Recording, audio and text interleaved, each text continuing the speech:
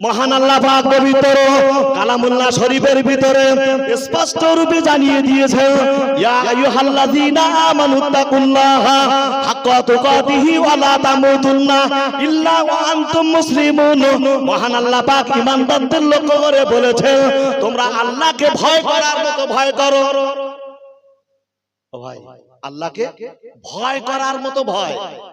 আল্লাহর ভয় যদি হৃদয়ে থাকে, আমার দ্বারা ঘুষ খাওয়া চলবে না, আমার দ্বারা সুদ খাওয়া চলবে না, আমার দ্বারা এমনি করে কাউকে ফাঁকি দেওয়া চলবে না, আমার দ্বারা মিথ্যা কথা চগলখুরি বদমাইশি এমনি করে চলবে না।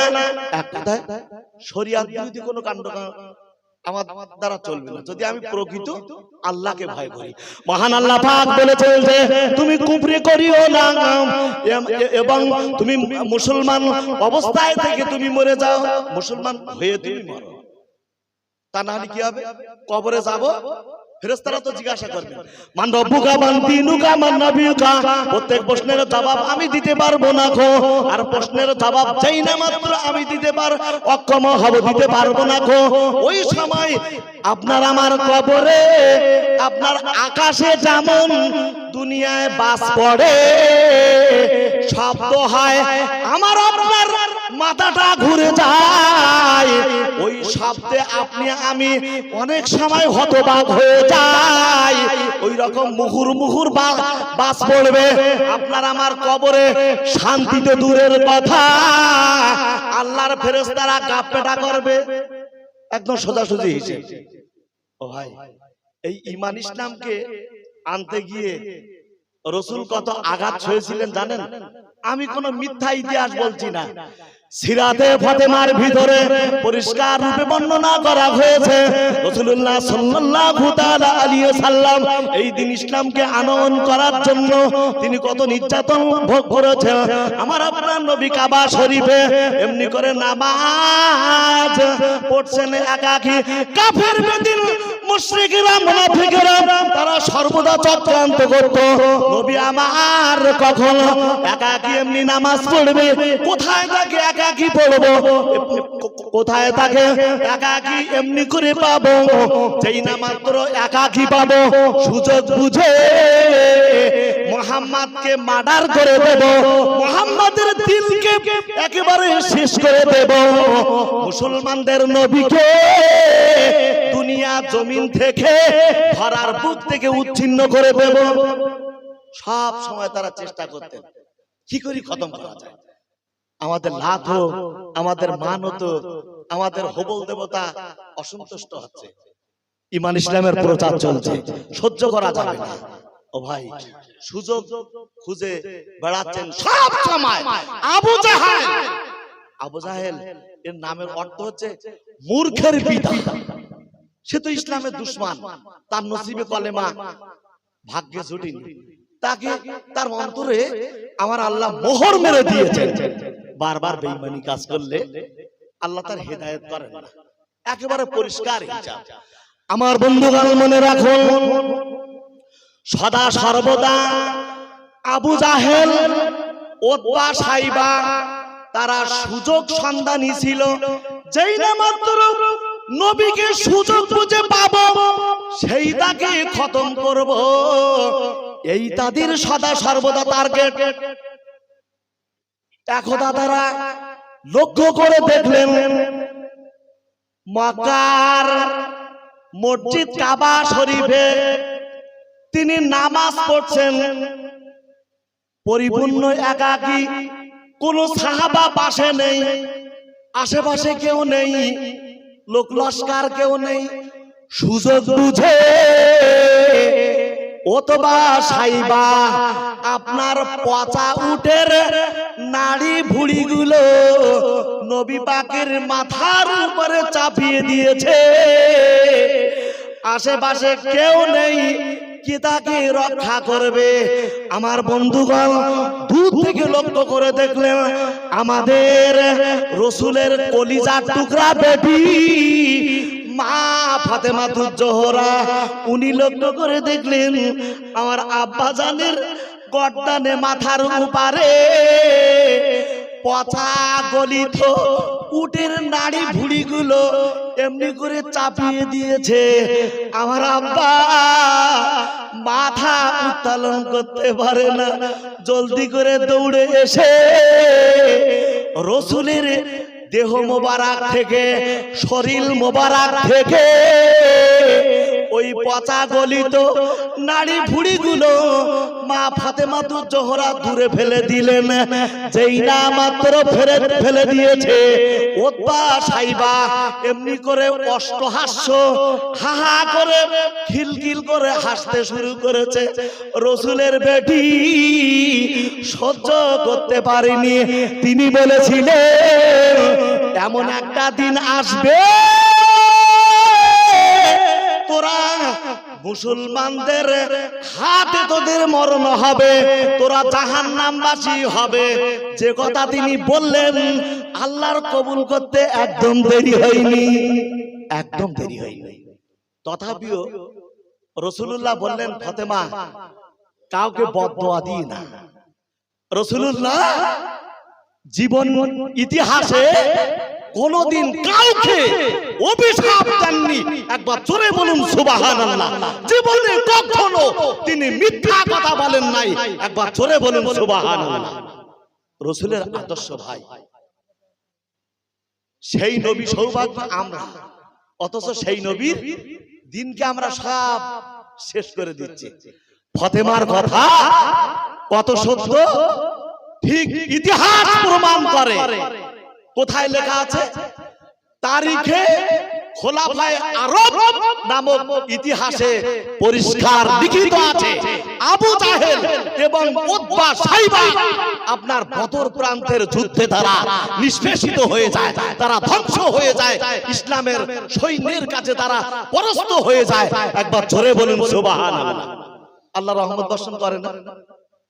আসলে ভাই আমাদের প্রতি আল্লাহ রহমত বর্ষণ করে, আমরা সেমান না তো সব রকম খাবো, ঘুষ খাচ্ছি, রক্ত তো পয়দা হচ্ছে হারাম রক্তে, হারাম জিনিসে যে রক্ত দেহে তৈরি হবে দোজখের আগুনে ঝলসাবে, মনে রাখো। আর যদি হালাল উপায়ে শরীরে যদি রক্ত হয়, খোদার কসম হাদিস শরীফে ইরশাদ এসেছে ওই রক্ত জাহান্নামের আগুনে পড়বে না। বলুন সুবহানাল্লাহ। আমার বন্ধুগণ মনে রাখুন, তারিখে খোলাফায়ে আরব নামক ইসলামের ভিতরে পরিষ্কার বর্ণনায় আছে আমার আপনার নবী, আখিরি জামানার নবী, দিন দুনিয়ার বাদশা হাবিবুল্লাহ জনাবে রাসূলুল্লাহ সাল্লাল্লাহু তাআলা আলাইহি ওয়াসাল্লাম মক্কার মানুষদের দাওয়াত দিতে গিয়ে অনেক বাধা প্রাপ্ত। তিনি শৈশবে কাটিয়েছেন তায়েফের জমিনে। তানার মন চেয়েছে আমি এই অবস্থায় আমি একটু তায়েফের ভূমিতে যাই। তায়েফ নগরটা একেবারে মরুভূমি বলা যায় না, যেহেতু তায়েফের জমিনে আমাদের মতো আপনার বর্ষা হয়, আমাদের মতো এই রকম গরম অনুভব হয়, আমাদের মতো ফসলাবাদ হয়। যারা গিয়েছেন তারা অবশ্যই জানেন। আমি তায়েফের জমিনে আপনার সব কম বেশি অনেক জায়গায় আমি ঘুরে দেখেছি।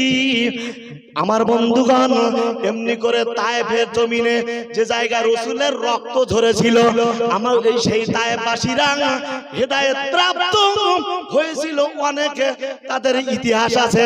আমি আপনাদের খেদমতে বলবো, রাসূলুল্লাহ মক্কার জমিন ছেড়ে যেদিন আপনার তায়েফ ভূমিতে এসে পৌঁছে গিয়েছেন, তায়েফের মানুষদেরকে ঈমান ইসলামের দাওয়াত যেই না মাত্র দিতে শুরু করে, তায়েফবাসীরা নবীর সঙ্গে এমনি করে ওঠা বসা করেছে। আর যেই না মাত্র তার দ্বীনের কথাটা প্রচার করেছেন, সেই আপনার নবী পাকের প্রতি অত্যাচারের স্টিম রোলার চাপিয়ে দেওয়া হলো। চারিদিক থেকে নবীর পাকের পবিত্র আপনার শরীর মোবারকে পাথর তারা ছুটতে দ্বিধাবোধ করে না। আমার বন্ধু যারা মুরব্বী আনগণ, তারা আপনার ইয়াং জেনারেশন যাদেরকে বলা হয় নবযুবক, ওই নবযুবক এবং দুর্বৃত্ত আপনার তাদেরকে ছেলেদেরকে লেলিয়ে দিলেন যে ওই যে মোহাম্মদ উনি নতুন করে আবার ধর্ম প্রচার করছে, তাকে তোমরা যত বড় মারতে থাকো। আমার বন্ধু নবী পাক কিন্তু তাদের জাহান্নাম থেকে তাদের বের করে জান্নাতের পথ দেখাচ্ছে, অথচ ভাবতে অবাক লাগে সেই নবী পাকের প্রতি চারিদিক দিয়ে পাথর ছোড়া শুরু হয়েছে। যে জায়গায় রাসূলের সবচেয়ে বেশি রক্ত তায়েফে ঝরেছিল, জায়গাটা দর্শন করেছি। তার পাশে আপনার ভাঙা মসজিদে একজন সৌদি আরবিয়ানকে আমি জিজ্ঞাসা করেছিলাম যে এই মসজিদটা কেন সংস্কার হয় না, বলে এটা আমাদের অত্যন্ত বেদনার জায়গা, এইখানে রাসূলের রক্ত ঝরেছিল। তারা অনেক কিছু এমনি করে বাংলাদেশের কাফেলা তারা অনেক কিছু জানে, বহুদিন থেকে আপনার আরব ভূমিতে থাকে, তারা বিস্তারিত অনেক কিছু বললেন। আমার বন্ধু মনে রাখা দরকার, এত পাথর মেরেছে, রাসূলের গায়ের রক্ত আপনার ঝরতে থাকে, পায়ের দিকে গড়িয়ে গড়িয়ে আপনার পায়ের জুতার সঙ্গে খড়মের সঙ্গে আপনার আটকে গিয়েছে। রাসূলুল্লাহ সাল্লাল্লাহু আলাইহি সাল্লাম এত অসহায়, তথাপিও কাউকে তিনি বদদোয়া করেন নাই, কারোর প্রতি আপনার অভিশাপ করেন নাই, বরং যে সময় আপনার আকাশের ফেরেশতারা যারা পাহাড়ের ফেরেশতারা ওরা এসে বলল, ইয়া রাসূলুল্লাহ ইয়া হাবিবাল্লাহ, হুজুর আপনি আমাদেরকে একটু হুকুম করেন, তায়েফের দুই দিকের পাহাড় একসাথ করে তাদেরকে নিষ্পেষিত করে দেব। রাসূলুল্লাহ বলেছিল না না না, আবার বাতাসের ফেরেশতা এসে হাজির, ইয়া রাসূলুল্লাহ ইয়া হাবিবাল্লাহ, হুজুর আপনি আমাদেরকে একটু হুকুম প্রদান করেন, আদ জাতি এবং সামুদ জাতিকে যেভাবে আমরা তসনাস করে দিয়েছিলাম সেইভাবে তাদেরকে তসনাস করে দেব।